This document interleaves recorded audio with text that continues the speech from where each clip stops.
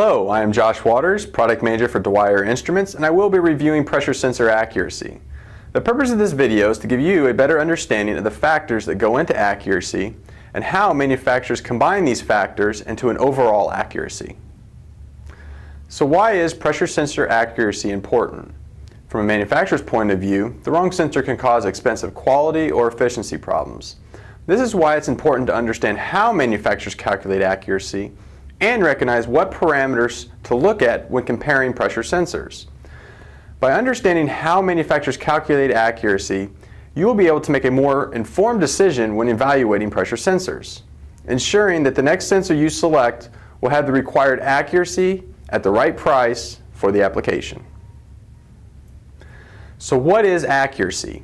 The International Electrotechnical Commission, or IEC, defines accuracy as the positive and negative deviation from a curve observed in a testing device under specified conditions and procedures. Unfortunately, when it comes to defining accuracy for a pressure sensor, it's a bit more complicated. Accuracy has a large effect on the cost of the pressure sensor, or even more important, on the quality and efficiency of the process it measures. It's important to understand the factors determining accuracy and what questions to ask when selecting a sensor so that you can make a more informed decision when comparing pressure sensors. Even though there isn't a defined standard for pressure sensor accuracy, there is an IEC standard that defines the factors that make up accuracy. IEC 61298-2 states that accuracy must include hysteresis, non-repeatability, and nonlinearity.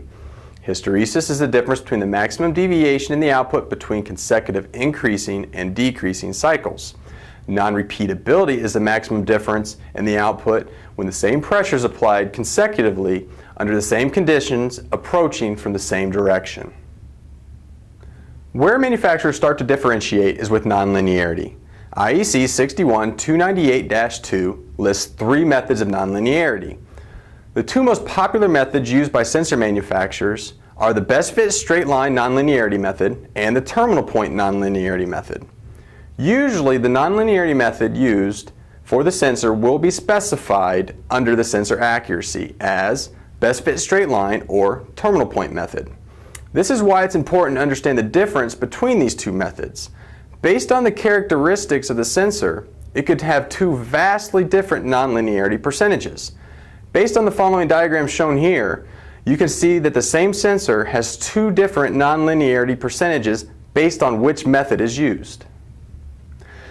IEC 61298-2 identifies the factors that make up accuracy, nonlinearity, non-repeatability, and hysteresis, but the IEC standard does not define how these factors are combined into a single accuracy.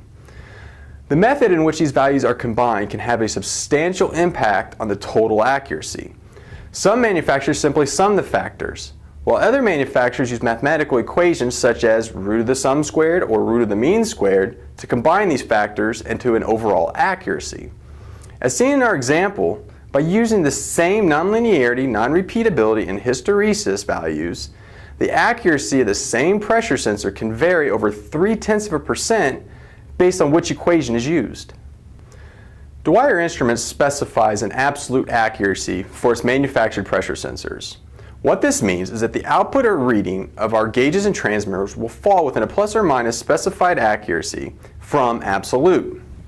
For example, if you have a Dwyer 628, which has a specified accuracy of 1% full scale, with a range from 0 to 100 psi, any reading you take from that 628 will be within plus or minus 1 psi from absolute. By specifying our accuracy this way, it makes it very easy for you to check and validate our pressure sensor accuracy. All you need is a reference device to compare our sensor to validate the accuracy. For those sensors that use equations to formulate the accuracy, it's much more difficult to validate if the pressure sensor accuracy is correct because it can vary widely based on which equation was used to calculate its accuracy. I hope this video has given you a better understanding of pressure sensor accuracy and will help you make a more informed decision when selecting pressure sensors in the future.